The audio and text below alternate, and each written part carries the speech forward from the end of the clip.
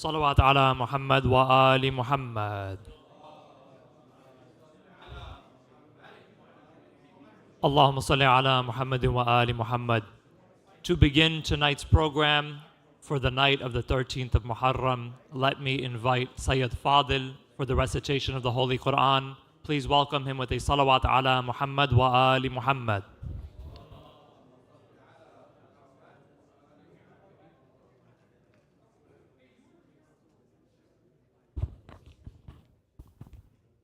اللهم صل على محمد وآل محمد صلوات.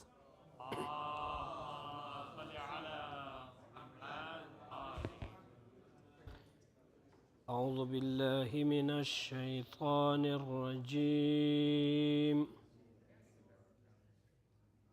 بسم الله الرحمن الرحيم.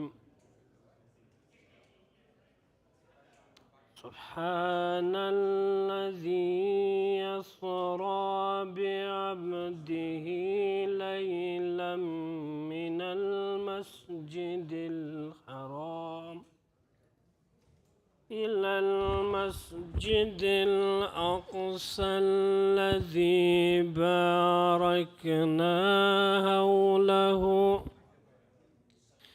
لنريه من آياتنا إنه هو السميع البصير. وآتينا موسى الكتاب وجعلناه هدى لبني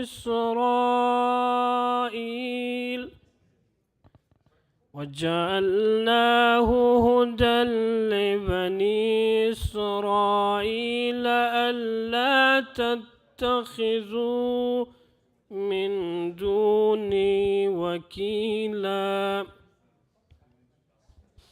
ذرية من حملنا مع نوح إنه كان عبدا شكورا. وقضينا إلى بني إسرائيل في الكتاب لتفسدن في الأرض مرتين ولتعلن علوا كبيرا. فإذا جاء وعد أولاهما بعثنا عليكم عبادا لنا أولي بأس شديد فجاسوا خلال الديار وكان وعدا مفعولا. ثم رددنا لكم الكرة عليهم وأمددناكم بأموال وبنين وجعلناكم أكثر نفيرا. إن أحسنتم أحسنتم لأنفسكم وإن أسأتم فلها. فإذا جاء وعد الآخرة ليسوءوا وجوهكم وليدخلوا المسجد كما دخلوه أول مرة وليتبروا ما علوا تتبيرا. كبيرا عسى ربكم أن يرحمكم وإن أدتم أدنا وجعلنا جهنم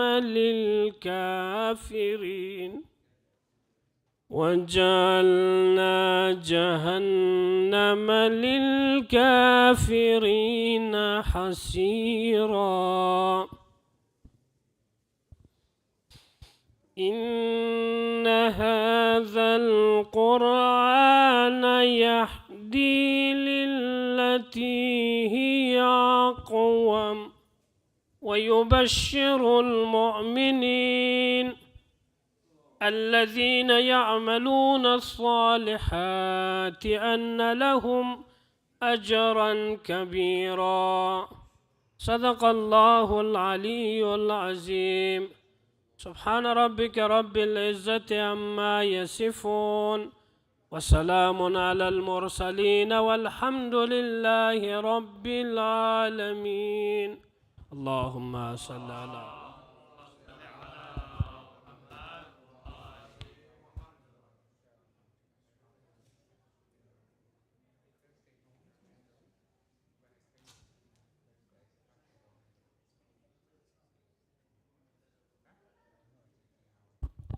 Salawat ala Muhammad wa ali Muhammad. Thank you, Syed Fadil, for that heartfelt and beautiful recitation of the Holy Quran. Inshallah, before we proceed with announcements and the majlis by our resident alim, I'd like to share a poem written by our very own in the Masjid-e-Ali community, Sister Okasha Naqvi, where she writes a heartfelt tribute to the martyrdom of Imam Hussein and draws incredible parallels between his sacrifice with some of the most profound moments in Islamic history.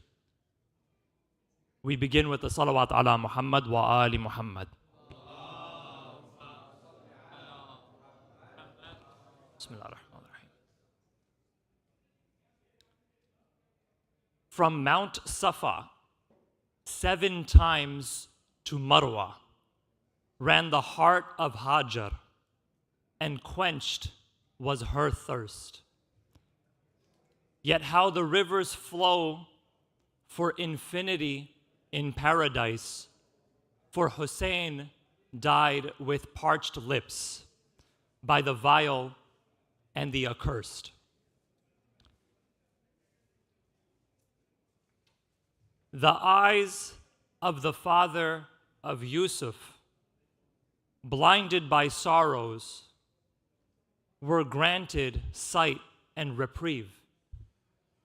Yet the eyes of Hussein, searching for Sakina, continues to bleed. The dreams of Ibrahim expelled a quest to be answered, and martyrdom was replaced within the blink of an eye.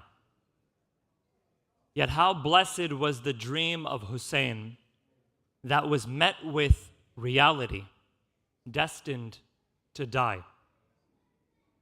The Ark of Noah finally led the righteous to land, yet the Ark of Hussein sails endlessly by his command.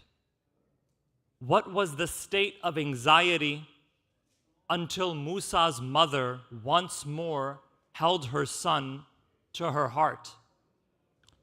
Yet what was the state of tragedy as Fatima cradled her Hussein, torn in pieces apart?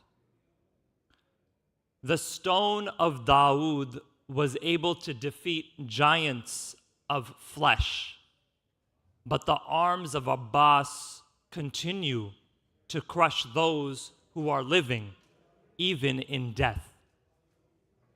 Seeds sowed by the veins of Muhammad to be sliced as Hussein. All of history before you has been lamenting your name. All cries of cities past, all searchers of belief laid the grounds for your grief. How excellent are the quests before you that came, but none can match the majestic story of Hussein. Salawat ala Muhammad wa ali Muhammad. I know I didn't do that justice. Sister Okasha Naqvi wrote such a beautiful piece. Another nice and loud salawat for the author for this. اللهم صل على محمد وآل محمد أعوذ بالله من الشيطان الرجيم بسم الله الرحمن الرحيم السلام عليكم ورحمة الله وبركاته.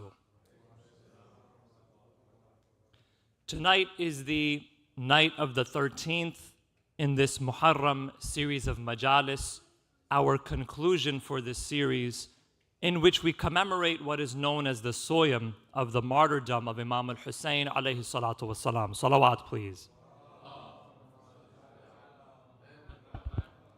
The sponsors for tonight's program are the following families: Mr. Arshad and Mrs. Nahida Siddiqui, Mr. Ijaz and Mrs. Paro Mirza, Mr. Ali Raza, Mr. Hassan Raza and Shiba Raza, Mr. and Mrs. Yawer Fadu, Dr.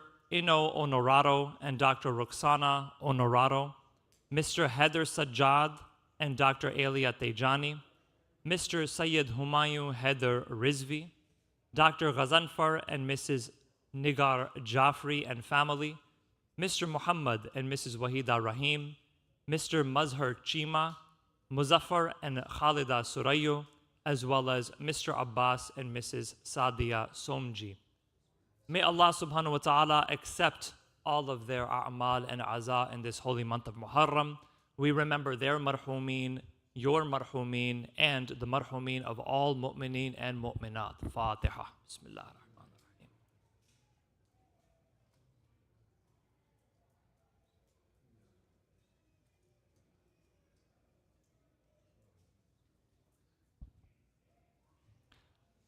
On this night, we also remember those who are in need of dua for their health, safety, and protection in all areas of the world.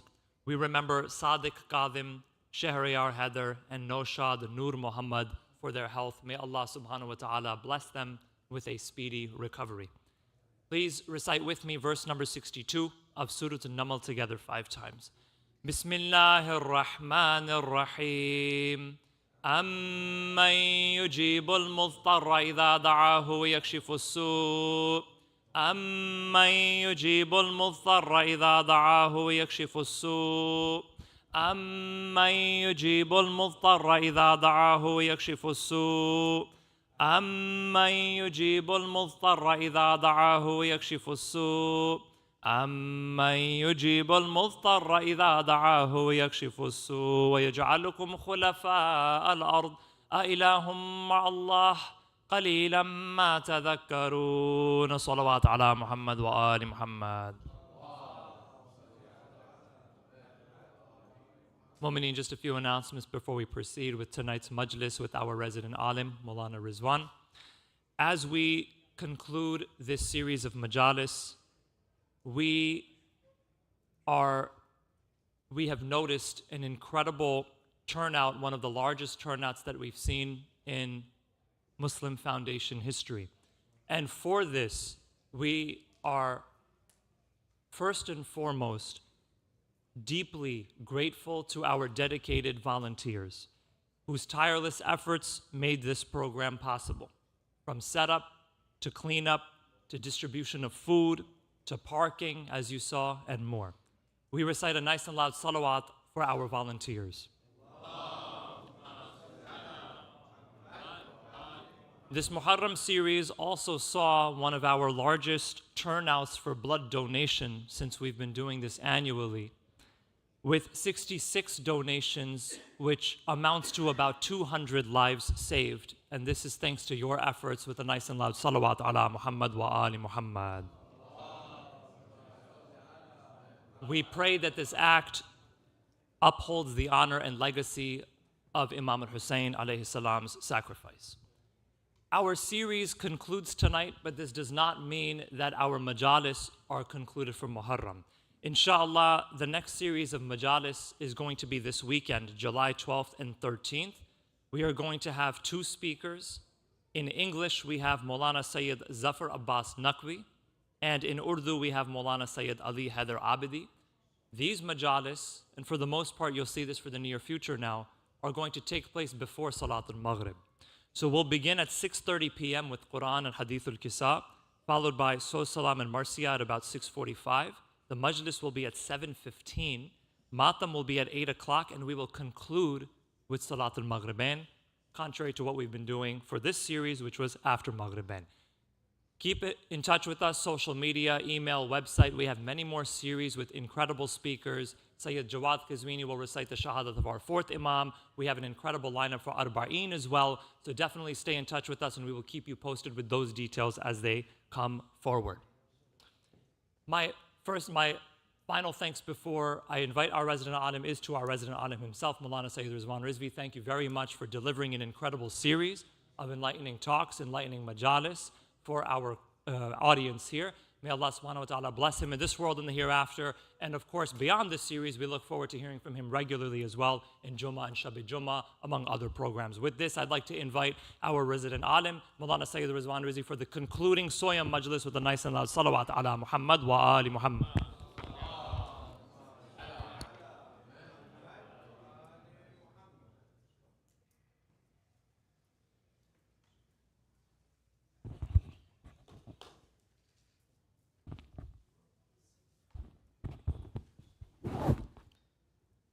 رحم الله من قرأ سورة الفاتحة بسم الله الرحمن الرحيم الحمد لله رب العالمين الرحمن الرحيم مالك يوم الدين إياك نعبد وإياك نستعين الصراط المستقيم صراط الذين أنعمت عليهم غير المغضوب عليهم ولا الضالين. We recite another Surah Al-Fatiha for the marhumin of tonight's Majlis sponsors. Surah Al-Fatiha بسم الله الرحمن الرحيم الحمد لله رب العالمين إياك نعبد وإياك نستعين اهدنا الصراط المستقيم صراط الذين أنعمت عليهم غير المغضوب عليهم ولا الضالين. أعوذ بالله من الشيطان الرجيم بسم الله الرحمن الرحيم الحمد لله الذي قصرت عن رؤيته أبصار الناظرين وعجزت عن نعته أوهام الباسفين الحمد لله رب العالمين الصلاة والسلام على أشرف الأنبياء والمرسلين خاتم النبيين أبي القاسم محمد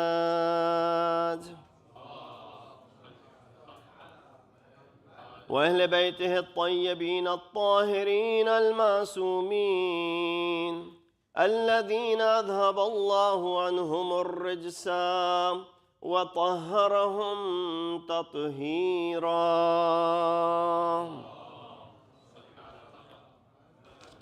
أما بعد فقد قال الله تبارك وتعالى وقوله الحق وهو أصدق القائلين بسم الله الرحمن الرحيم الذين يبلغون رسالات الله ويخشونه ولا يخشون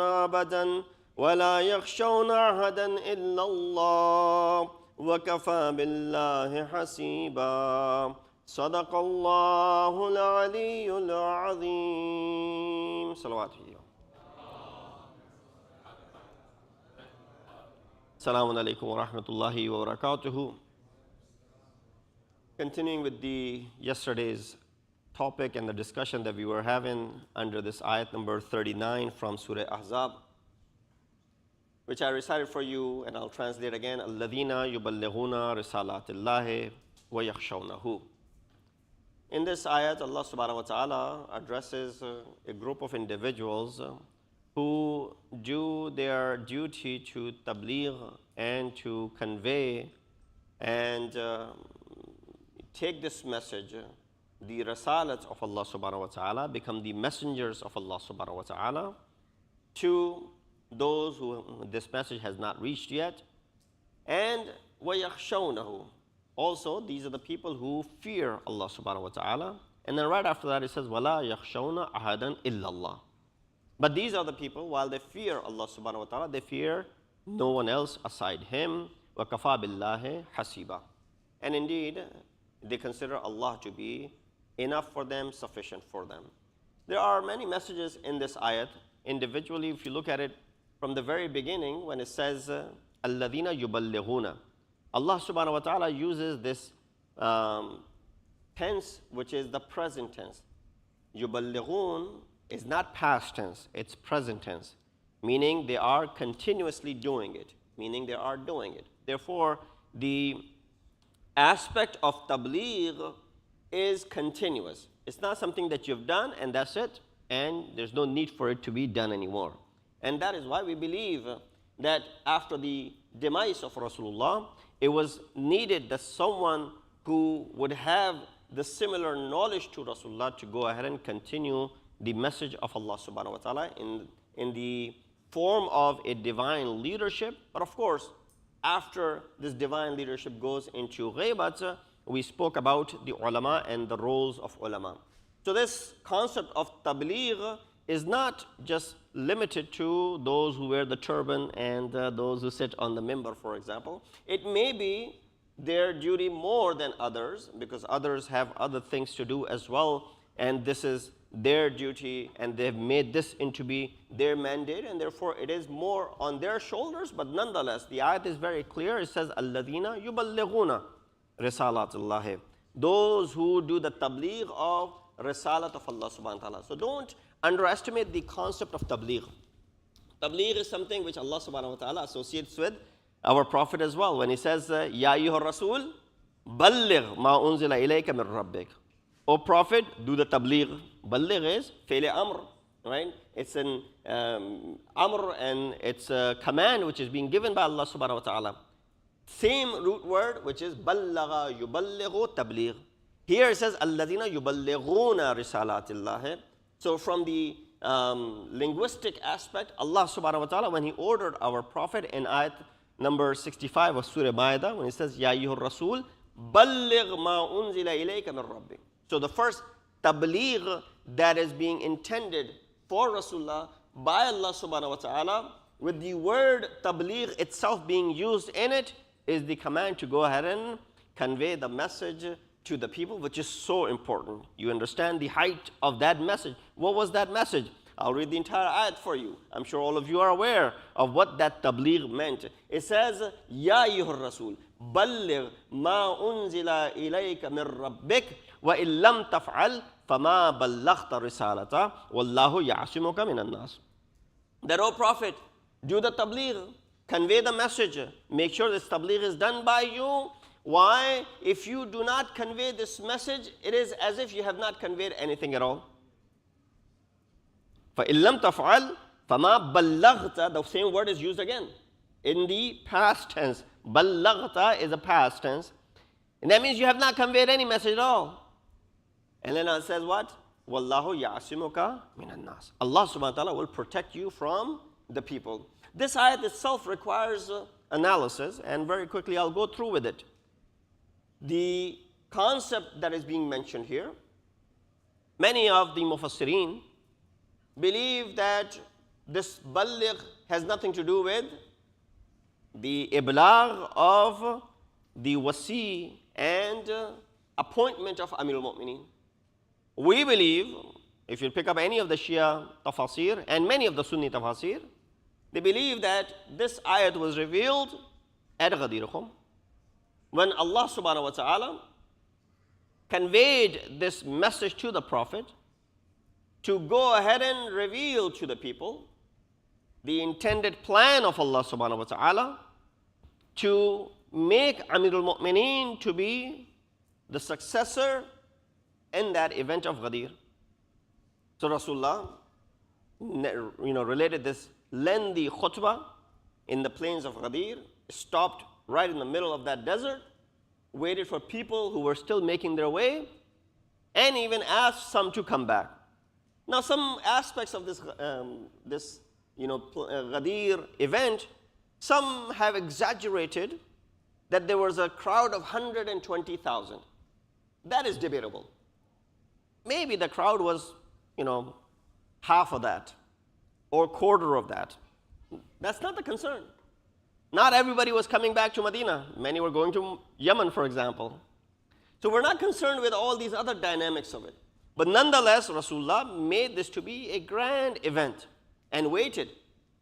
And when he waited, he went ahead and announced the wilayat of Amirul Mu'mineen after narrating this lengthy khutbah by telling people that, look, I am no longer going to be with you. There will come a time that I will die. This was narrated exactly 18th of Zulhijj, and Rasulullah's wafat is 28th of Safar. So 2 months and 10 days later, Rasulullah departs this world. With that said, Rasulullah knows that he's going to depart. And hence he wants to go ahead and convey this message. And it is a message where Rasulullah is being told by Allah subhanahu wa ta'ala 2 things. If you don't convey, you have not conveyed anything at all. And Allah will protect you from the shar and the evil of the people. Meaning what? This message will require courage. This message will require you to, not that Rasulullah is not courageous. He's shown courage all his life. But here, extra courage is required. Because there will be many who will question you. As it is, there are riwayat that a person right away stood up and asked Rasulullah if this was from him or was it from Allah subhanahu wa ta'ala. And Rasulullah said, of course, I don't utter anything on my own. This message is also from Allah subhanahu wa ta'ala. What kind of question is this? So there was that sentiment that was given. But we believe that this message that was being given was about the appointment of Amirul Mu'mineen Ali ibn Abi Talib alayhi salatu wassalam. Allahumma salli. We can close the door maybe, in case in the back. And brothers of Ahl Sunnah, they then argue, no, it was, for example, tabligh of deen. Some say it was the most important act of ibadat, which is salat. That's what Allah subhanahu wa ta'ala asked Rasulullah to convey. Question. This is happening 3 months before the wafat of Rasulullah. They've been praying for all these years, 23 years. You think Rasulullah is going to go ahead and convey this message? Now, it doesn't make any sense. It must be about jihad. Jihad is something which has been happening since the 2nd year after Hijrah. Muslimin have been in many fights, many battles. 2nd year after Hijrah, Battle of Badr takes place. Then the next year, Battle of Uhud takes place. Then the following year, other battles that take place. So this is not about jihad. You say, well, this must be about, for example, the hukum of zakat. No. Zakat was in fact one of the earliest ahkam revealed unto the Prophet. Some mention even prior to migration to Medina, the hukum of zakat was revealed. Like salat became wajib after. Although Rasulullah used to pray, salat and saum, they became wajib afterwards. But Rasulullah used to pray, and many of his close companions used to pray. Amirul Mu'mineen, we find out, Rasulullah, there was only one household in which 3 people used to pray. Rasulullah, Amirul Mu'mineen, and Bibi Khadija. But nonetheless, many of these things became wajib later on. Many of the muharramat, things that became haram, they became haram later on. The simplest of the examples of hurmat of something, alcohol. It was not haram in the Makki life. Or not that it was not haram, it was always haram. It's just the hukm of the hurmat did not come until the Madani life of Rasulullah. Therefore, many of these Jalilul Qadr, ashab of Rasul, they used to drink. And, they used to get intoxicated. The concept to make it haram was gradually revealed. It didn't come right away to say, well, now you've become Muslim, it's haram for you. Today, for example, someone converts and becomes Muslim, all those things are already there for them. They have to abide with everything. to the best of their ability. Now, of course, we're not going to go ahead and force anything onto them. We don't want them to run away. One of the methods of tabligh is what? You don't want to run and make the person get scared and run away.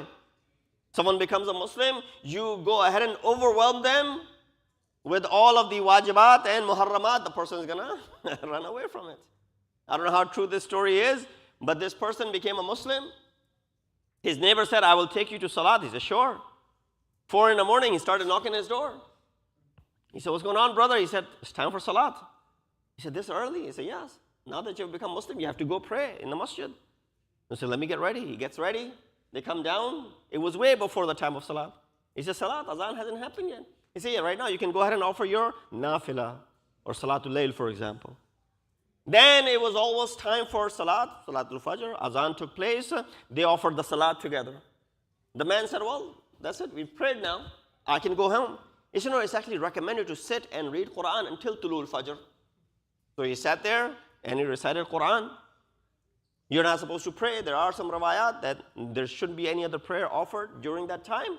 And so they went ahead and recited Quran.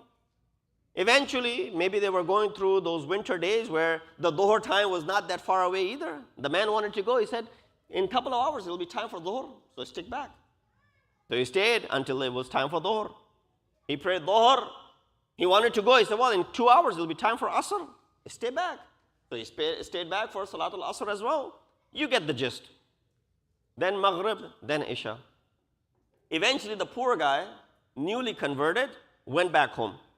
Once he went back home, the next morning, the neighbor started knocking on the door again. He said, brother, let's go. The same drill. He said, maybe your religion is for those people who have nothing else to do. Your deen is for those who have nothing else to do. I got a family, I got job, I got work to do, I got to earn for my family, I have to put food in front of them, I have to go to work. I can't be with you 24/7 in the masjid. So this sort of tabligh, what is it going to do? It's going to scare people away. That's not the way to go about it. Therefore, a lot of time when someone comes to you and they're interested in converting to the religion of Islam, you should embrace them, number one. You should not shun them away. You should be welcoming. Number two, you should not just go ahead and right away convert them because they want to go ahead and recite the Shahadatain. Tell them, look, right now nothing is wajib upon you. Nothing is obligatory upon you from the Islamic perspective. So why don't you use this to be a trial period for yourself? This is what I usually do. Come back in 3 months. In the meantime, start practicing the deen. Now, it's not wajib upon you to pray. It's not wajib upon you to fast. It's not wajib upon you to do any of those things. So what should you do? You should go ahead and practice at your comfort level. If you can offer 2 rakat prayer, if you can offer 4 rakat prayer, if you can, for example, fast once in a while, if you can do all these other wajibat that are obligatory, and same thing with muharramat. You're used to consuming alcohol, hopefully you can get rid of it. Slowly and gradually you can let go of it. You're used to eating haram food, maybe you can start avoiding that. Do that for 3 months and then come back and we'll go ahead and recite the Shahadatain. Sallu ala Muhammad wa ala Muhammad. If I can ask those 2 kids sitting on the corner, yeah, brother.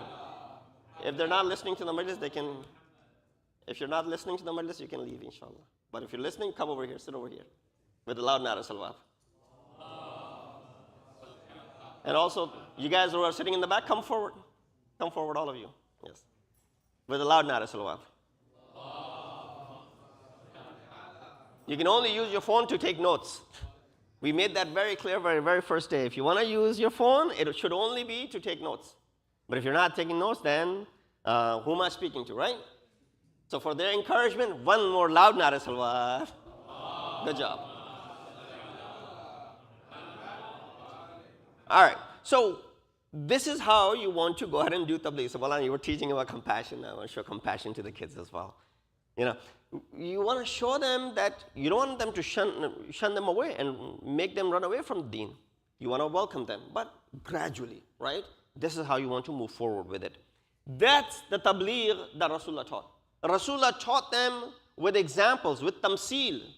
Give them examples which is believable for them. When you hear the examples What Rasulullah said, لَوْ وَضَعُ الشَّمْسَ عَلَى يَمِينِي, if they were to place a sun on my right hand and qamar on my left hand, I will still not let go of this tabligh, right? They came to him.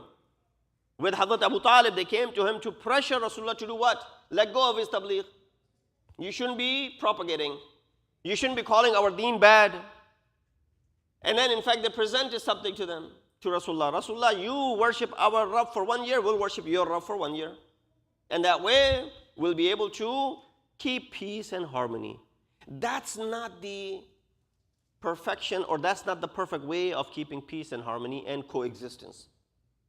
Coexistence does not mean that you go ahead and compromise on your beliefs, nor does it mean that you start scrutinizing or start condemning someone for their beliefs. You know, we live in a society where there are a lot of religions and faiths exist. You know, there's interfaith and intrafaith that happens. There's not much, I'm saying this from the minbar, it's not much expected from the interfaith programs. Don't think that, with these interfaith programs we're trying to achieve something great. We're trying to achieve very bare minimum with this. And that is that, we are abiding with one another. We are living side by side with one another. Coexistence, that's all we're trying to achieve with it. Our intention is not to convert anyone with these, interfaith events, nor is it when they invite us, although they have tried to impose. I have been invited to many interfaith events where the person was trying to impose their deen onto us, but nonetheless, you get the point. Rasulullah, when he gives these examples are not, superficial examples. Rasulullah is not giving superficial examples. He is capable of saying what he's doing, he's capable of doing that. لَوْ وَضَعُ الشَّمْسَ عَلَى يَمِينِي, if they were to place the sun on my right hand. Now, of course, it's incomprehensible for you and I. Sun, it's such a humongous, star object. How can that be placed on the right hand of Rasulullah? That is incomprehensible for us. But nonetheless, Rasulullah is not giving a false example over here. But examples that should be relatable. When a group of people, when Rasulullah was walking, he wanted to give an example for them in regards to how should they check their nafs. One of the topics of tonight was also hasib nafsaka qabla an tuhasab. It's the last majlis of this series. What do we want to do? We want to do muhasabah nafs. Nafs ka muhasabah. We need to do that. We need to measure. We need to go ahead and weigh where have we come thus far. Were these 12 nights merely just formality? That we came to majlis, we listened, and we went home. We came to majlis, we listened, we went home. No, these majalis, these, Marsiya Khani, the Latmiya and the Matam, all of these things are part of our nurturing and upbringing, and more importantly, purification. Right? When you do the dhikr of Hussein ibn Ali, you're purifying yourself. That's the purification. So Rasulullah gave an example. He was with his companions. He said, go ahead and look for, they were walking through a desert. He said, go ahead and look for pieces of wood so we can build a fire for the night. Now, right away, companions said, Rasulullah, where are we going to find wood in the desert? Rasulullah said, yes, of course, when you look at it from bird's eye view, you're going to see just desert in front of you, endless desert, right? He said, no, go look for it. When they started searching, they found bits and pieces, small, big, large pieces, thrown from here to there by the wind and the sand. When they all collected it, it became large enough pile for them to go ahead and build a fire. So they could have a fire, for the night. Rasul said this was also an example for you. When someone says, look for faults in your nafs, you say, I don't have any faults. My nafs is clean. It's pure. Flawless. Yes, here and there are mistakes, but overall, I have not done really anything bad. Because in our mind, adultery is bad. Alcohol drinking, consumption of alcohol is bad. Gambling is bad. Stealing is bad. These are the crimes which are punishable by the law enforcement authority as well. Those are the crimes we think are haram and gunah kabira. No. Small little things that we do. Lying, backbiting, slandering. All of these things are what? They're all gunah, they're all sins. So Rasulullah said, when someone tells you, search your nafs for faults, when you look at it from a bird's eye view, you don't find any faults in it. But when you start looking deeply, then you say, yes, there are faults in me. Hence the concept of muhasabah nafs. Rasulullah said what? Ya Aba Dhar, hasib nafsaka qabla an tuhasab. Do your hisab kitab. Do your accountability. Hold yourself accountable before you're held accountable. See how beautiful this is. We grew up, in Pakistan at least, we grew up learning this slang for if you want to exhort someone to pray. They used to say that pray before you are prayed upon. Right? Your namaz janaza is done. Urdu mein kehte hain namaz padho isse pehle ki tumhari namaz padhai jaye. Pray before your salat is offered, so that gets you scared and you're afraid. Now you start praying, for example. Rasulullah said, hasib nafsaka qabla an tuhasab. Hold yourself accountable yourself, because you're going to go easy on you, right? Before you're held accountable in front of Allah subhanahu wa ta'ala. وَتُوزِن قَبْلَ وَزِن قَبْلَ أَن تُؤْزَن. And weigh yourself, not on a balanced scale, no, weigh your deeds, قَبْلَ أَن تُؤْزَن, before you're weighed upon by Allah subhanahu wa ta'ala. وَتَجَهَّز, and prepare yourself for the grand day of Qiyamah. What is this hasib nafsaka? Meaning what? That you hold yourself accountable. This is between you and your Rabb. Every morning when you wake up, first and foremost, thank Allah subhanahu wa ta'ala, right? You should be, when you're still in your bed and you're waking up and your mom is trying to wake you up, first and foremost thing what you should do is you should thank Allah for having given me another day to live. What was the guarantee that I may not wake up from my sleep? So if I'm awake in the morning, now whenever that morning happens, 10 o'clock, 11 o'clock, well, whenever you wake up, it's summertime for the kids. When you wake up, you should be thankful to Allah subhanahu wa ta'ala. Now you realize the concept of Salatul Fajr in the morning. So when you wake up, what should you do? You should pray and offer your salat. Praying is the best form of thanking Allah subhanahu wa ta'ala. He said, Aqim as-salata li-dhikri. Establish the prayer for my dhikr. That's the best way of thanking Allah subhanahu wa ta'ala. It's a complete form of ibadat. It has sabr in it, it has shukr in it, it has taqwa in it, it has tawakkul in it, it has everything in it. It has tasbih in it, it has tilawat in it, it has bowing and sajda in it. All of these things are combined into this one ibadat. So that's why when you wake up in the morning, first thing, pray. That is you thanking Allah subhanahu wa ta'ala. But let's say you prayed and you went back to sleep again. And when you wake up again, do what? Thank Allah subhanahu wa ta'ala for having given you another day to live. And then at that time when you're still in your bed, and when you're reaching for that phone to go ahead and check your messages, take one moment, not more than that. Take one moment to make a covenant, especially those who are now going through summer break. During the outside of summer, you got a lot of things going on, but during summer, not much is going on. You have a lot of time in your hand. Make this covenant with Allah subhanahu wa ta'ala, between you and your Rabb. No one else. Not between you and your parents, not between you and your siblings, not between you and your spouse. And I'm talking about even the adults. So it's not just for the kids. Make this covenant with Allah subhanahu wa ta'ala that today I will refrain from this one act. Gradually, you want to control your faults, your misdeeds. We all have, we're all vulnerable. There are many mistakes that we make. There's nobody running away. We're not infallible. So we're going to make a mistake. Sometimes the mistake could be just a tarki awla. Sometimes the mistake could be haram. So you're going to say, well, let's hypothetically speaking, I'm not going to backbite today, for example. That's your agenda for the day. That is musharita. So ulama akhlaq have mentioned 3 levels of muhasabah. First level is musharita. You're holding a condition between yourself and Allah subhanahu wa ta'ala. Shart bandi, right? You're doing a shart. Not a shart as a bet, but musharita, conditions. That I won't do this all day. For others, maybe it might be something else.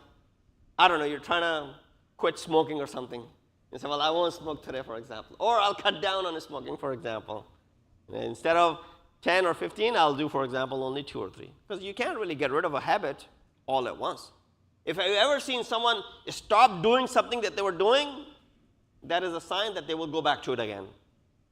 Because you can't quit anything, abruptly.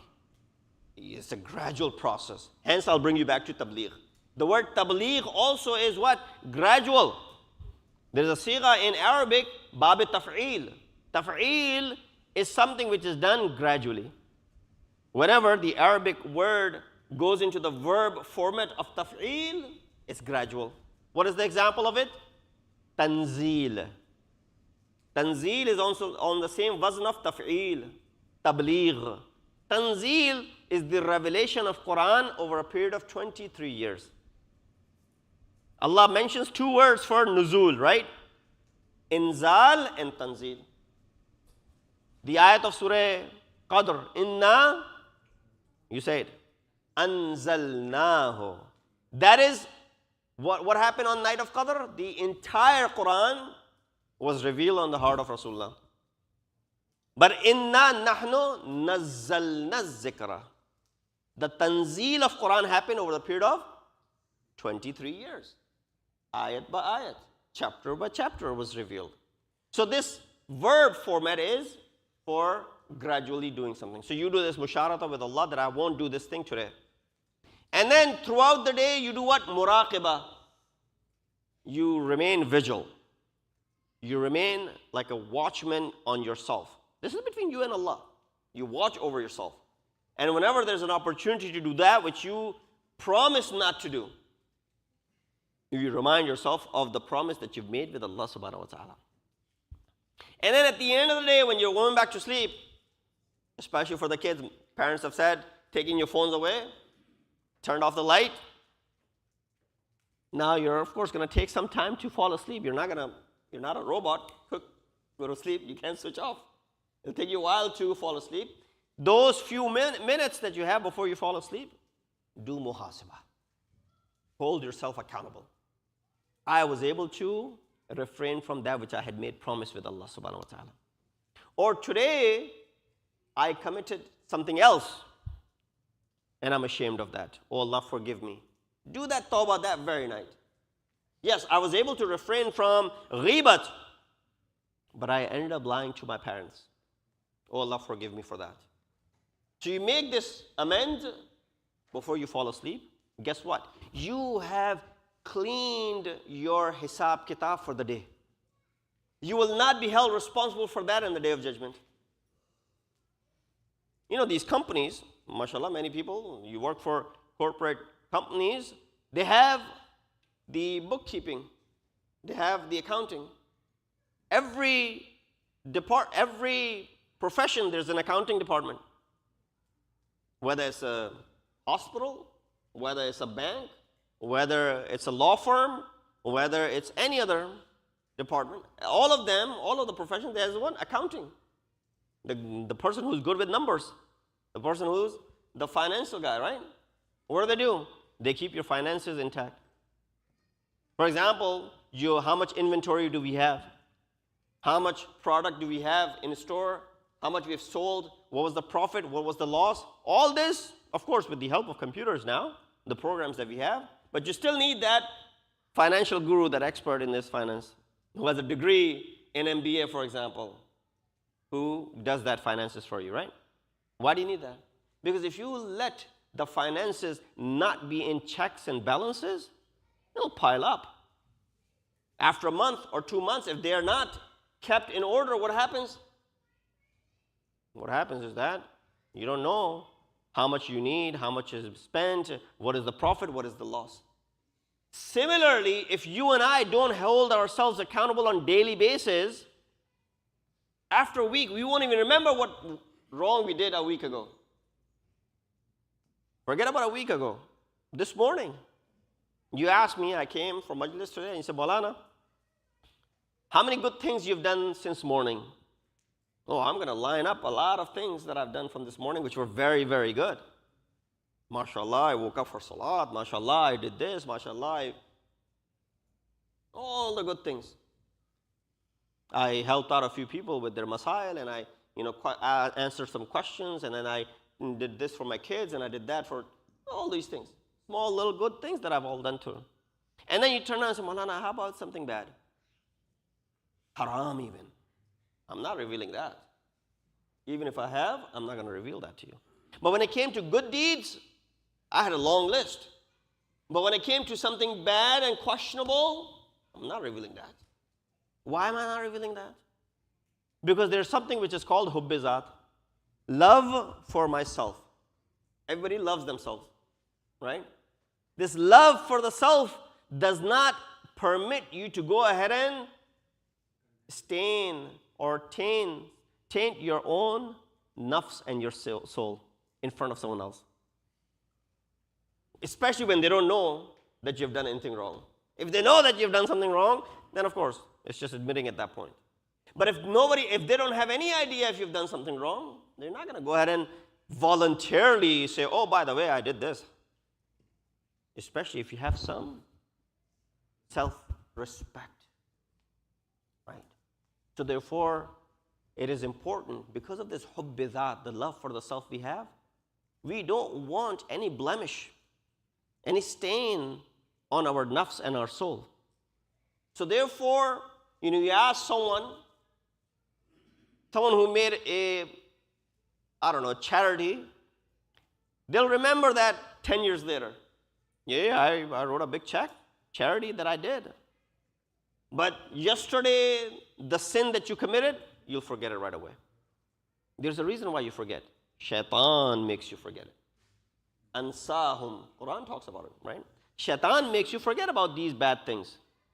He doesn't want you to dwell over it, because if you dwell over it, you'll feel ashamed. When you feel ashamed, you're going to do tawbah. He doesn't want you to be doing tawbah. It breaks his back the moment you do tawbah. So therefore, if you hold yourself accountable every single night before you fall asleep, you have done your hisab kitab and accountability for that day, and you will not be held responsible in front of Allah subhanahu wa ta'ala. Simple as that. Our seventh Imam, Imam Musa al-Kazim alayhi salatu wasalam, has said, Man lam yuhasib nafsahu fi kulli yawmin laysa minna. Man lam yuhasib nafsahu fi kulli yawmin. That person is not from us. He doesn't belong to us, who doesn't hold himself, herself accountable on daily basis. So that's how important this is. Now, we were on tabligh.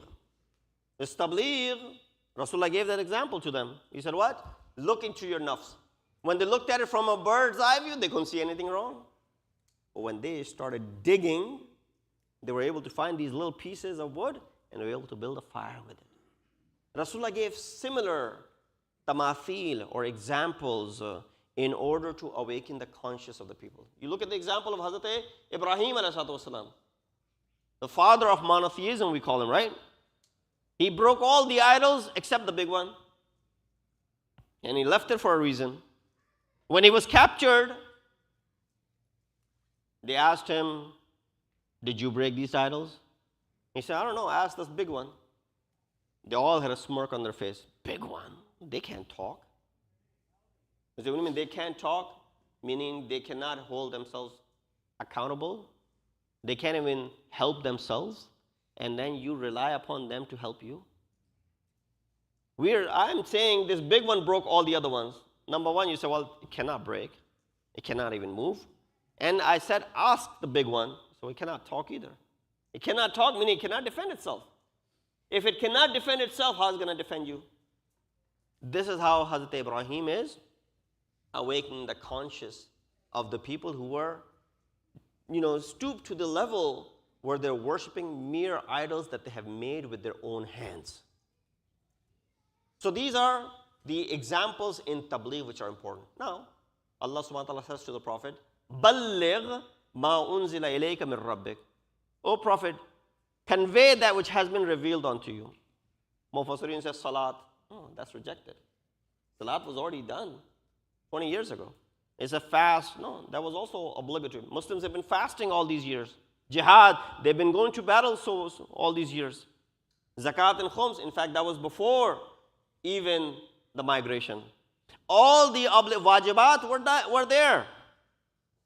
And this is not about anything haram anyway. Allah subhanahu wa ta'ala is not telling Balligh ma unzila ilayka regarding something haram. Nobody has mentioned that. So what is it that Rasulullah wants to be told and to go ahead and announce? That is so important that if he doesn't announce it, it is as if he has not conveyed anything for the past 23 years. That has to be important. Thus, we believe this ayat was revealed in the event of Ghadir Khum when Rasulullah announced the wilayat of Amirul Mu'mineen by saying, Alastu awla bikum min anfusikum. Right? He said this initially. He said, am I not superior to you than your own nufus? Everybody said, Bala, yes, Rasulullah, you are superior to us. An-Nabiyyu awla, ayat of Quran says, Nabi is awla. And afdal, even upon your own nufus, Nabi has awlawiyat. So Rasulullah used the same concept and he said, Alastu awla bikum min anfusikum. Am I not superior to you than your own nufus? They all agreed, yes, you are. And only once he got that from everyone, he said, Man kuntu mawlahu, fa aliyun mawla. Whomsoever I am their mawla, Ali is their mawla. There's an event that took place between Qazi Abdul Jabbar Mu'tazili and Sheikh Mufid. Sheikh Mufid, whose name is also Nu'man, he was not called Sheikh Mufid from the very beginning. He wasn't raised and born as Sheikh Mufid. He was given this title. There's a reason why he was given this title. Some mention that Qazi, this Mu'tazili, Abdul Jabbar Mu'tazili, he's the one who gave him that title of Mufid because of this munazara that they had with each other.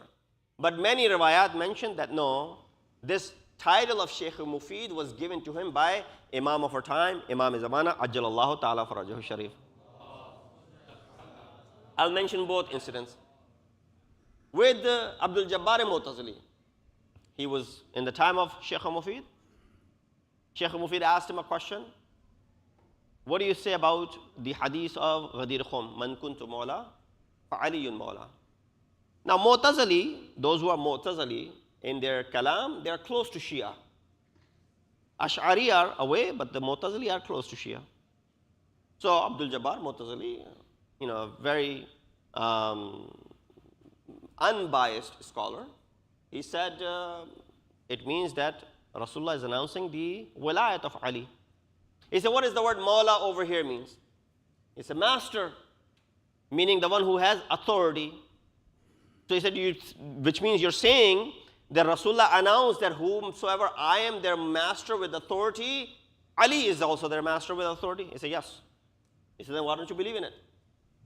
If you believe that this is what this hadith is saying, then what's wrong? What's the difference between Shia and Sunni? Let's all believe in the wilayat of Ali.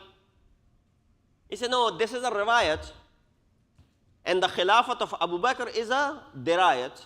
Let me explain. What is the difference between riwayat and dirayat? Riwayat is a narration in ilm, hadith. Narration which is transmitted through different sources. Hadith Ghadir is transmitted from the word. Some riwayat mentioned 120,000. We said no, maybe not 120,000, maybe 40,000 people were there. So all these heard. This is the most mutawatir hadith that there is. Meaning what? All these people narrated this hadith of Ghadir. So nobody doubts the existence of hadith Ghadir. But they doubt in what? The word Mawla. But even Abdul Jabbar Mu'tazili, he didn't doubt. He said, no, the word Mawla means authority. He said, if that's the case, then what's the difference between Shia and Sunni? Let's end this struggle. Let's consider Ali to be Khalifatul Muslimin. He said, no, this is a hadith, this is a riwayah, and the Khilafat of Abu Bakr is dirayah. So what is the difference? Riwayat is chains and narrations, and a hadith which is uttered. For example, hadith which says, "Awnuka liz-za'if afdalus sadaqah." That's a riwayat. You're helping an elderly is the best of sadaqah. It's a riwayat. Dirayat is the analysis of that riwayat. Meaning, if this riwayat is sahih, if it's not sahih, can it be applied? Can it not be applied?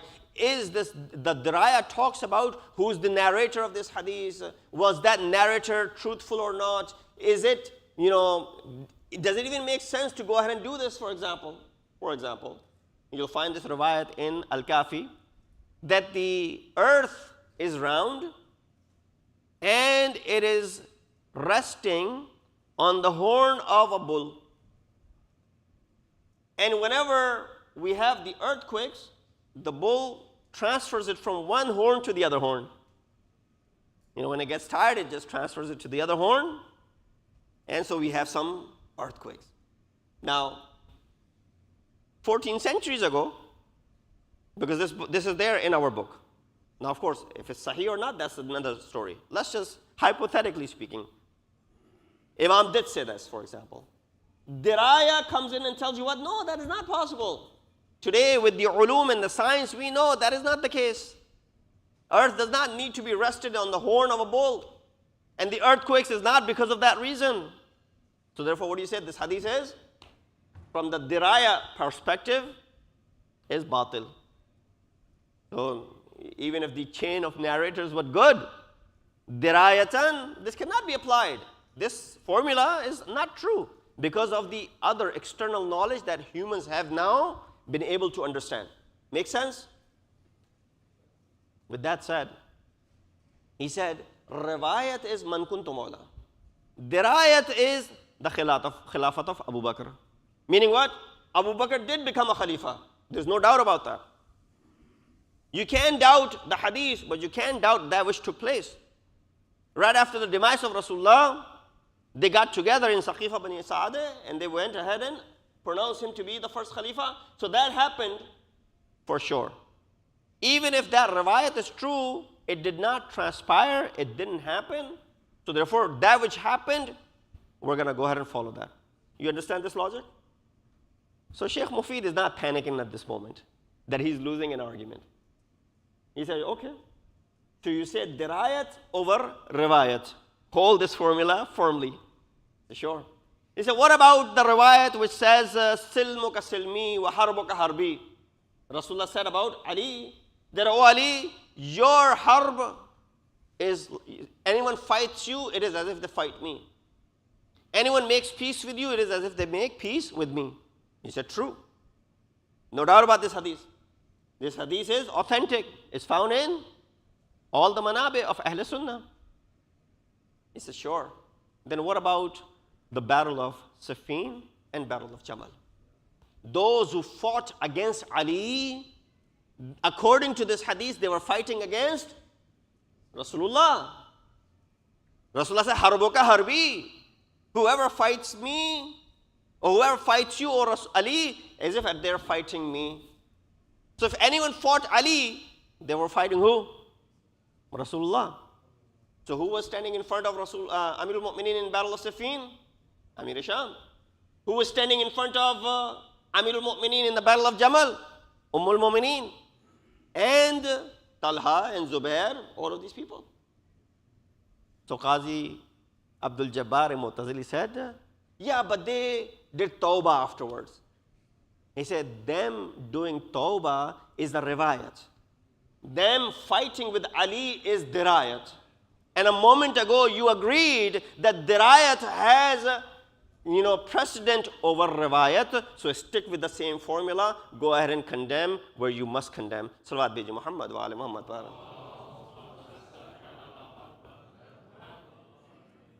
So Qazi Abdul Jabbar Mu'tazili had no answer. He said, Anta wallahi mufid. You are definitely mufid, and hence he got the title of Sheikh Mufid. But there are riwayat that no, the reason he got this title is from Imam Zamana. Because he used to give fatwa at that time, and he made a mistake in one of the fatwa that he gave. Not just one, there were a couple of fatwa that he had actually made a mistake. One that you all have heard of, I'm just mentioning it for the younger kids over here. There once a group of people came to Sheikh Mufid and asked for a fatwa that there's a lady, she's about to die. Now Sheikh Mufid is 1,000 years ago. So you look at technology at that time, right? He said there's a lady who's about to die, but she's also pregnant. So if she dies without giving birth, what should we do? Should we bury her with the baby? Or should we try and deliver the baby and bury her? Sheikh Mufid said, you don't have to deliver the baby. If she dies before giving birth, naturally, you can bury her with the baby. He gave the fatwa and that was it. And then there are two versions of it. Sometimes later, the same group of people came to Sheikh Mufid and said, thank God you changed your fatwa. He said, what? He said, well, you had told us to go ahead and bury the lady without delivering the baby. Thank God you sent your messenger who said, no, Sheikh Mufid has changed his fatwa. He's saying, no, try and deliver the baby because the baby is still alive. And then if the mother dies, go ahead and bury the mother. We did that. The baby survived. The mother died. And we saved a life. Now Sheikh Mufid is saying to himself, I didn't make that change. I had no idea about it. I just gave them that fatwa and I went to bed. And then I got to my other work. Who intervened? From that moment he said to himself that I'm not going to give any more verdicts. I made such a blunder that I almost took a life of a baby. And I'm never going to go ahead and give any more fatwa again. He says he sees Imam in his dream who tells him, oh Sheikh Mufid, you are Mufid to the people. We need you to keep giving fatwa based on our ulum that you have possessed. But whenever you will make a mistake, we will intervene and correct that mistake of yours. So from this end, it is mentioned that he may have received the title of Mufid from Imam Zamana. So with this, salawat biji Muhammad wa ali Muhammad. Last point about this ayat, Ya ayyuha Rasul balligh ma unzila ilayka. O Rasul, convey the message. So we all know, established that this message is conveying the wilayat of Amirul Mu'mineen.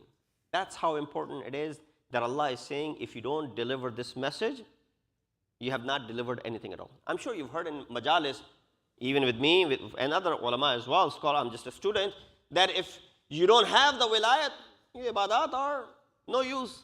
You've heard this before? Your salat has no value if you don't have any wilayat. If your fast has no value if you don't have any wilayat. In fact, the riwayat itself, which says from our fifth Imam that, Buni al-Islam ala khams. The foundation of Islam on these 5 things. One of them is salat, one of them is saum, one of them is zakat, one of them is hajj, and wilayat. And wilayat is the most important of all of these things. Right? You've heard this hadith from fifth Imam. And then you heard from the mimbar as well. If you don't have the wilayat of Imam or Imams, your salat has no value whatsoever. It's not based on our immense love for Ahlul Bayt. Look at this ayat, what it is saying. فَإِن لَمْ تَفْعَلْ فَمَا بَلَّغْتَ رِسَالَتَهُ. Rasul, if you don't deliver this one message, it is as if you have not delivered anything at all. Meaning what? In the past 23 years, you delivered salat. It is as if you've not delivered that at all. In the past 23 years, you delivered this message, this message, this message, all these wajibat. None of those will matter if you don't deliver this one message. And this is the only pagham and the tabligh for which Allah is saying, we got your back. Wallahu ya'asimuka minan nas. We got your back. If anyone comes to harm you, we're going to watch over you. We're going to take care of you. We're going to protect you. Allah never said that when He said, Aqimis salat. Allah never said this when He said, Ya ayyuhalladhina kutiba alaykum as-siyam. Allah never said that when He said, Adhin bin nas fil hajj. Allah never said this when He said, zakat is wajib or jihad is wajib. None of those things, when Allah made something to be obligatory, He never said, we got your back. will protect you from the shar of the people. Only here, he's saying we will protect you from the evil of the people. Here, another question arises. I know I'm running out of my time, but this discussion is such that here, Rasulullah, when he was in Mecca, when many of the ahkam were being revealed, he needed protection from Quraysh, from the kuffar, from the mushrikeen, who plotted so many times to try and take his life. They hurt him. They threw stones at him. We went to Taif. He got injured. Jamil used to place all the thorns, wife of Abu Lahab. They tried to kill Rasulullah. He needed protection then. Allah never said that. And now Rasulullah is standing in the midst of all of the Muslimin, all those who are Hujjaj. They had just come back from Hajj. They're all mu'mineen. Allah is saying what? Allah will protect you from these people. Why? They will go ahead and question this important matter of the wilayat, and Allah subhanahu wa ta'ala will protect you from this. But there's another answer that many of our scholars have given. He said whenever Rasulullah announced the other ibadat, or whenever Rasulullah announced the muharramat, Rasulullah was not fearful of doing that. And Allah had already given him a support in the form of Amirul Mu'mineen. If Rasulullah had to do hijrat, Ali was there to sleep on his bed. Ali was there to protect him. Ali was there when he was struck in the battle of Badr, or in the battle of Uhud, when everybody was fleeing. He picked up Rasulullah and said, Hada Muhammad. So Ali was always there as a shadow of Rasulullah to protect him. But here, since it is about the wilayat of Ali, it will not look good if he says, Ali will protect you from here. Allah says, no, this is a matter of the wilayat of Amirul Mu'mineen. We will protect you against the shar and the evil of the people. Yes. الَّذِينَ يُبَلِّغُونَ رِسَالَاتِ اللَّهِ وَيَخْشَوْنَهُ. Number one, tabligh is continuous. It doesn't stop. It doesn't stop on the 10th of Muharram, and after that we say, well, that's it. Tabligh is done. No, it continues. And then number two, وَيَخْشَوْنَهُ. There should be what? Khashiyat of Allah subhanahu wa ta'ala. When you do this tabligh, don't become arrogant that I know everything and you are jahil and you are ignorant. No, you need to keep humility and humbleness when you are doing this tabligh. Number three, you need courage. وَلَا يَخْشَوْنَ أَحَدًا إِلَّا اللَّهِ. You fear no one except Allah subhanahu wa ta'ala. If anyone comes in front of you to challenge you, you don't fear them. You fear only Allah subhanahu wa ta'ala. وَكَفَى بِاللَّهِ حَسِيبًا is that you do tawakkul and you rely upon Allah subhanahu wa ta'ala. You can take this ayat and you can implement this into the life of Imam Hussein. How Imam alayhi salatu wasalam did the tabligh. In fact, this hadith ishq, I recited this the other day. Do babas, Karbala wa Dimashq. Ye ki Hussein rakam kard, digari Zainab. You can find in this tabligh, the tabligh of Bibi Zainab salamullah alayha. That how she continued to do this tabligh, and how, of course, she's humble in front of Allah subhanahu wa ta'ala, how she showed courage in the face of the batil hukumran, and she always relied upon Allah subhanahu wa ta'ala. You see, when she comes back to Karbala after the events of Sham, Kufa and Sham, one of the things that she said to Imam Hussein on the grave of Imam Hussein was what? Oh, my brother, I conveyed your message, qariya, to the streets and to the cities after cities. I conveyed your message. You wanted me to do the tabligh, I did this tabligh to everywhere that I went. Kufa, Sham, I conveyed your message. But oh brother, you want to know the price that I had to pay? They snatched my chadar.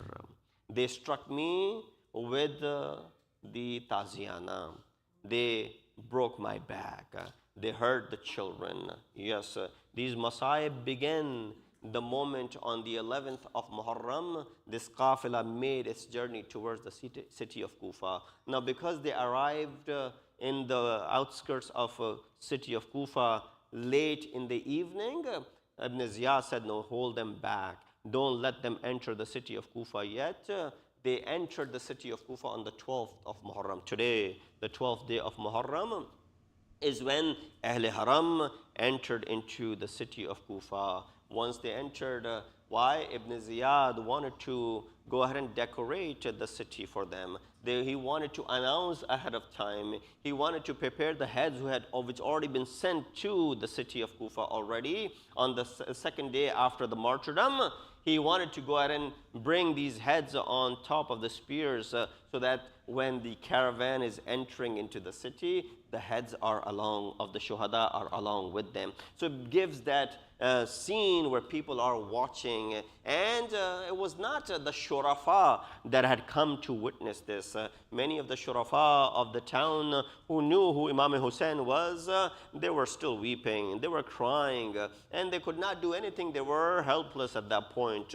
It was those people who had nothing to do with the deen and the religion. They had come to witness that they were trying to show that a person had stood up against Amirul Mu'mineen, and that person is a baghi, he's a rebellion, and he was killed in the plains of Karbala, and now his family has been made captives and they're brought into the city of Kufa. And this is where they were brought in. As they were coming in, people were throwing sadaqah at them. The little children, they don't know the rules of sadaqah. They went ahead and wanted to go ahead and eat some of these dates that were being thrown at them.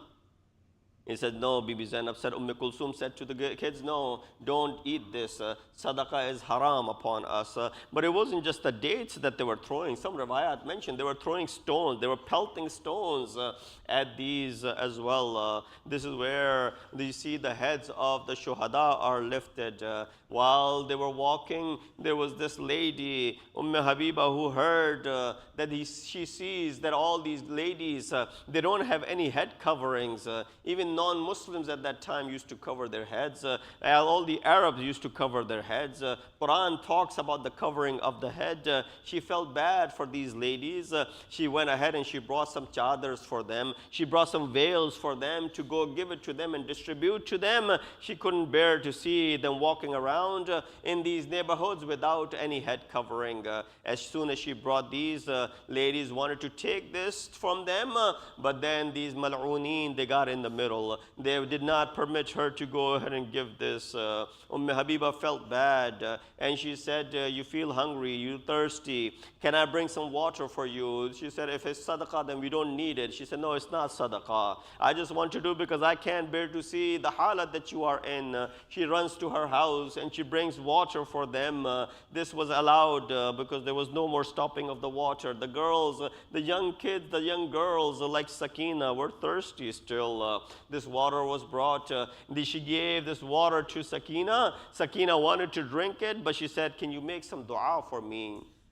Sakina said, sure, what is your dua? He said, make this dua. Number one, that just came to my mind right now, that you are made into captives. Please make dua that this sort of thing never happens to my family, that my children are never made captives like the way you're made. Although it was a very difficult thing for Sakina to do, but she went ahead and said, Ilahi Ameen. She made the dua for them. And then she said also the second dua is that give me the ziyarat of my Aka Hussein. Here, as soon as Zainab heard that name, she said, oh lady, how do you know Hussein? She said, Hussein is my Aka, he's my Imam, he's my Maula, he's the son of Ali and Butul. Janab Zainab hears these names in this diyar, in this place where we are strangers, someone who speaks of Ahl Bayt. Oh lady, who are you and how do you know these people? She said, when Ali came to Kufa in the Dawr Khilafat, Hussein was here, Hassan was here, Zainab was here, Kulthum were here, they were all here, the Shahzadi was here, my Aka was here, and I used to attend the durus that Zainab used to offer. Janab Zainab could not bear, and she said, what if you see them, will you be able to recognize them? She said, of course, how is it possible for me to not recognize them? It's been a while, but I will definitely recognize them. them. Zainab then revealed her face to her. She said, "Oh lady, look, this is your Shahzadi Zainab." Habiba looked at Zainab. She could not believe her eyes. And she said, Zainab said, "You want to do the ziyarat of your Aka Hussein? Look onto that spear. On top of that spear, you will see the head of Hussein ibn Ali, Ajrukum Allah. The 12th day of Muharram passes by. They were all brought into the captivity in their zindan. This is where, with Ijaz, the bodies of the Shuhada still remains in the plains of Karbala. Nobody had buried them yet. The town, the Bani Asad, the people of Bani Asad, they somehow got the courage because of their women encouraging to go ahead. Now there's no danger. Go ahead and bury these bodies. How long these bodies are going to remain unburied? They come about with this strength and the courage to go ahead and bury the bodies of Shuhada of Karbala. But how difficult it must have been for them. The heads are missing. The bodies are without the heads. They don't recognize any of these bodies. How are they going to mark the graves? It was mentioned that all of the bodies were placed in one place until they saw a man coming from the side of Kufa, until they saw someone coming from the city of Kufa, a man riding a horse. They got scared for a second. Maybe Ibn Ziyad has sent someone to look after this, but as soon as that man got closer to them, revealed himself saying, "This is your Imam Zainul Abidin. I have come with Ijaz and Mu'jizah, left the prison just to come and help you and assist you in the burial of the bodies of Shuhada." Imam was able to recognize all the bodies. He said, "Let's put all these bodies together." That became Ganj Shahidan. When it came to the burial of Hazrat Ali Akbar, when it came to the burial of other family members, Imam instructed. But then when came the time to bury Imam Hussein, Imam Zainul Abidin said, "You guys step back. I will take care of myself." As soon as Imam Hussein was being buried, on his body, you remember, they did not leave anything on body of Imam Hussein.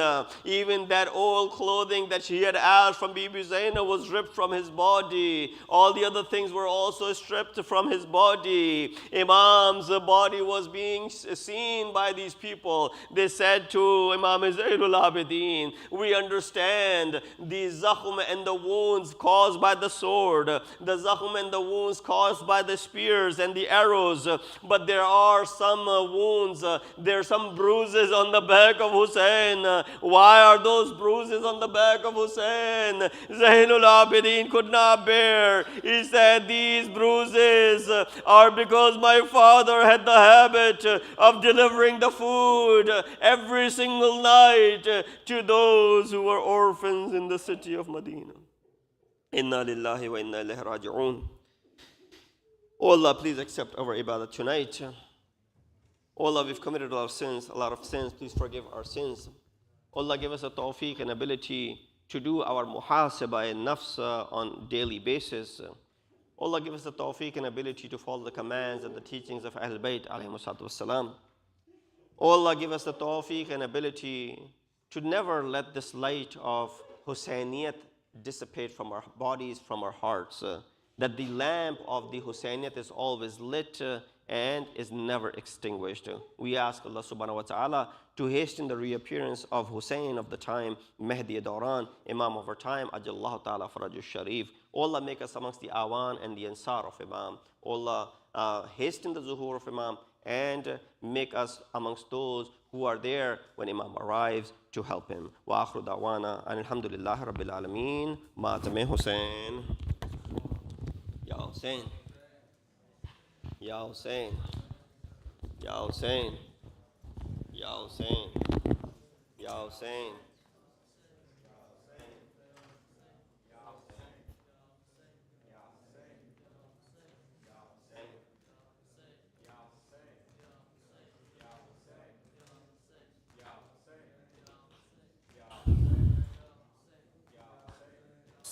Sakai Sakina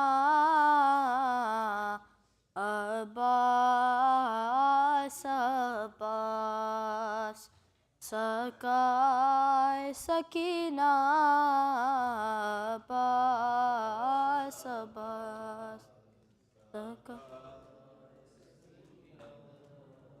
عباس عباس زینب کا سہارا عباس عباس سکائے سکینہ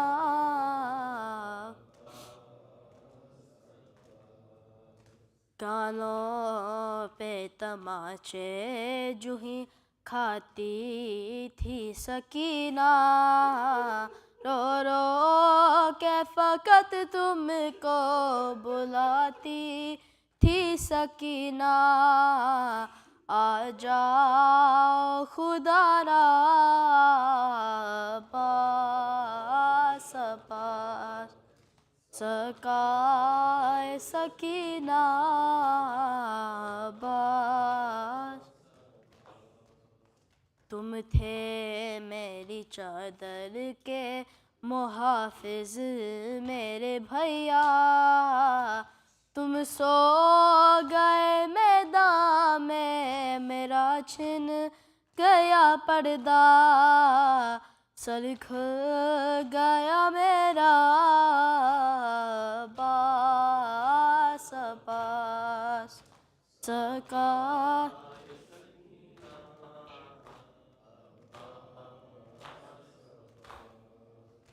سنتی ہوں کہ دریا پہ ہوا قبضہ تمہارا اے بھیا مگر خیموں تلک پانی نہ آیا پیاسی ہے سکینہ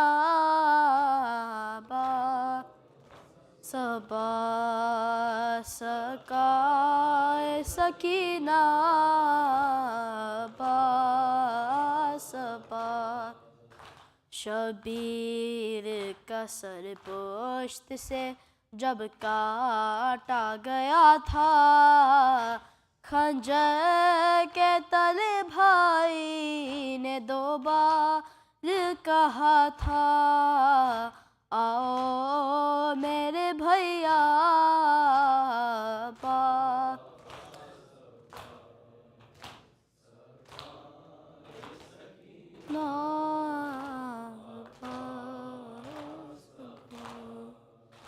دیکھو تو ذرا لٹ گئی سرکار حسینی تاراج ہوا عصر کو دربار حسینی ہم ہو گئے تنہا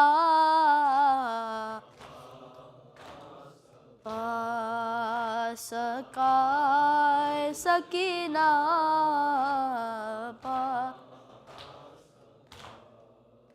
جو کام تمہارا تھا کیا میں نے وہ بھیا حاشا میں غریبا میں حرم کا دیا پہرا دل کہتا تھا میرا صبا سکائے سکینہ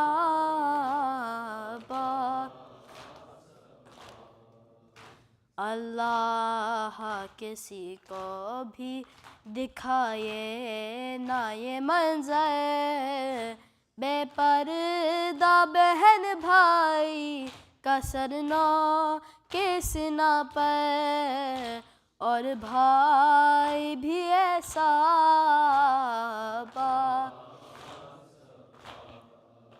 سکائے سکینہ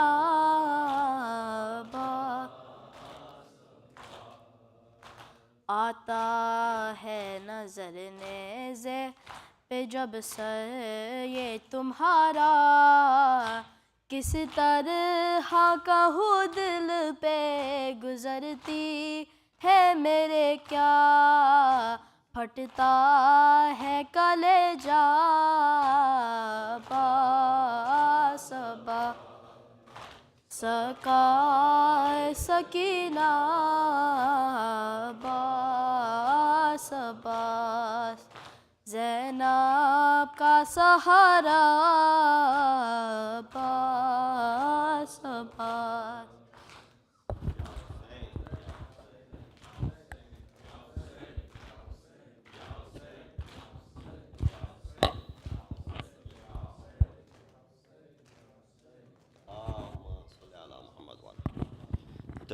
السلام علیکم یا رسول اللہ، السلام علیکم نبی اللہ، السلام علیکم حبیب اللہ، السلام علیکم خیرۃ اللہ، السلام علیکم ورحمۃ اللہ وبرکاتہ، السلام علیکم امیر المؤمنین سید الوصیین، السلام علیکم فاطمۃ الزہرا سید نساء العالمین، السلام علیکم یا سبتی الرحمہ و امام الہدیٰ الحسن والحسین سید شباب اہل جنہ، السلام علیکم علی بن حسین و محمد بن علی و جعفر بن محمد و موسیٰ بن جعفر و علی بن موسیٰ و محمد بن علی و علی بن محمد والحسن بن علی، السلام علیکم صاحب العصر والزمان، السلام علیکم امام الانس والجان، السلام علیکم شریک القرآن، عجل اللہ تعالی فرجک و سہل اللہ مخرجک و ظہورک و رحمۃ اللہ وبرکاتہ.